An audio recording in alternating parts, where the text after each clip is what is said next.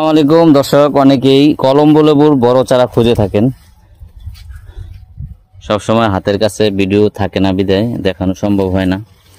আজকে আপনাদেরকে কলম্বো লেবুর আমাদের কাছে যে বড় সাইজের চারাগুলো আছে দেখেন, প্রায় 4 থেকে 5 ফুট উচ্চতার। এগুলোর মধ্যে লেবুও আলহামদুলিল্লাহ চলে আসছে।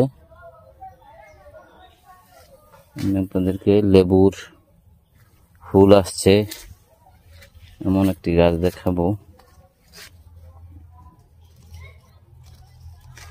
এটার মধ্যে লেবু আছে অলরেডি, এই যে দেখতেছেন। এগুলো সব লেবুর কলবের গাছ, বড় বড় গাছ।